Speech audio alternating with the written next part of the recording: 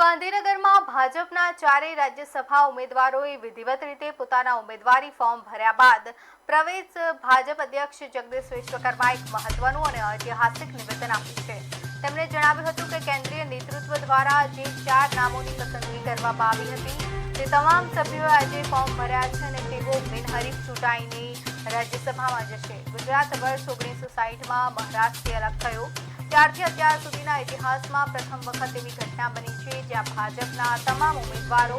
રાજ્યસભામાં બિનહરીફ થયા છે। આ ચારેય નેતાઓ સંસદના ઉપલા ગૃહમાં ગુજરાતનો મજબૂત અવાજ બનીને રાજ્યસભાના પ્રશ્નોને વાચા આપશે। વધુમાં પ્રદેશ અધ્યક્ષે વિપક્ષ પર પ્રહાર કરતા જણાવ્યું હતું કે મહાત્મા ગાંધીનું સપનું હતું કે આઝાદી પછી કોંગ્રેસને ઉકેલી નાખવી જોઈએ અને આજે એ સપનું સાકાર થતા ગુજરાત સત્તાવાર રીતે કોંગ્રેસ મુક્ત બન્યું છે।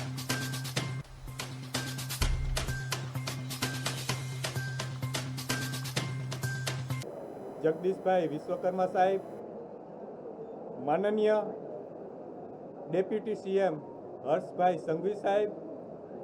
માનનીય સંગઠન મંત્રી મહામંત્રી શ્રી રત્નાકરજી તેમજ સમગ્ર ટીમ દ્વારા જે આજે એક છેવાડાના માનવી, છેવાડાના જિલ્લાના,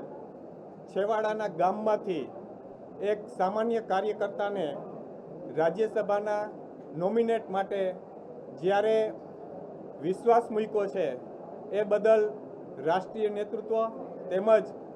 ગુજરાત પ્રદેશનું નેતૃત્વને કોટી કોટી વંદન કરું છું। કાર્યકર્તાઓને સ્થાન આપતી હોય છે, નિષ્ઠાપૂર્વક સંગઠનનું અને મા ભારતીનું કામ જે કરતા હોય છે એને ભારતીય જનતા પાર્ટીની આ રાષ્ટ્રીય નેતૃત્વ અને પ્રદેશનું નેતૃત્વ યોગ્ય જગ્યાએ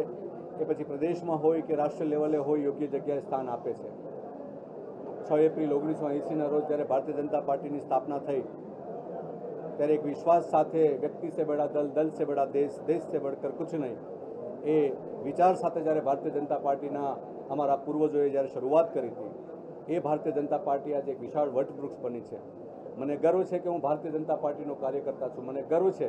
કે હું ભારતીય જનતા પાર્ટીમાં કામ કરું છું અને આગામી દિવસોમાં પણ સંગઠનમાં પણ જ્યાં જ્યાં જવાબદારી મળશે અને કદાચ કોઈ જવાબદારી ન મળે તો ભારતીય જનતા પાર્ટીનો કાર્યકર્તા કાયમી રહે છે। ફરી વખત હું રાષ્ટ્રીય નેતૃત્વ અને પ્રદેશના સૌ નેતૃત્વનો હૃદયપૂર્વક આભાર માનું છું।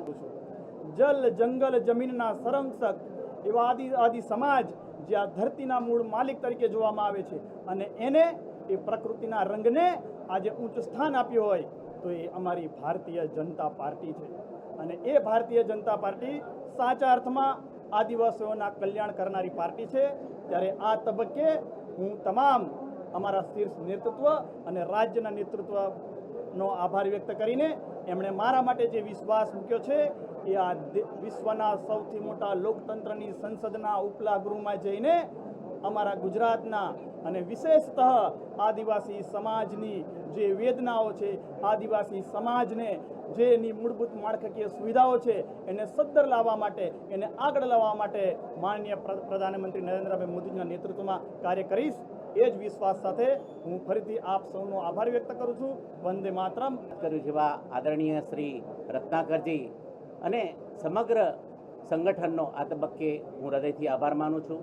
મારા જેવા એક સામાન્ય કાર્યકર્તા કે જેનું કોઈ ફેમિલી બેકગ્રાઉન્ડ પોલિટિકલી નથી, એક એસટી કંડક્ટર તરીકે ઘંટડી ખખડાવતા અને મંદિરની ઘંટડી ખખડાવતા સામાન્ય બ્રાહ્મણ પરિવારમાંથી જ્યારે હું આવું છું ત્યારે કામ કરતાં કરતાં આજે આ તક જ્યારે મને આપી છે, આ દાયિત્વ જ્યારે આપ્યું છે ત્યારે હું આ તબક્કે સમગ્ર ભારતીય જનતા પરિવારનો ખૂબ ખૂબ હૃદયથી આભાર માનું છું અને આદરણીય નરેન્દ્રભાઈ અને અમિતભાઈ જે અને ભારતીય જનતા પાર્ટી જે માર્ગ પ્રશસ્ત કરશે એ માર્ગમાં અમે ચાલવાનો હંમેશા પ્રયાસ કરીશું અને સમાજના છેવાડાના માનવીનું હિત જેમાં સમાયેલું છે એવા કામ કરવાનો પ્રયાસ કરીશું।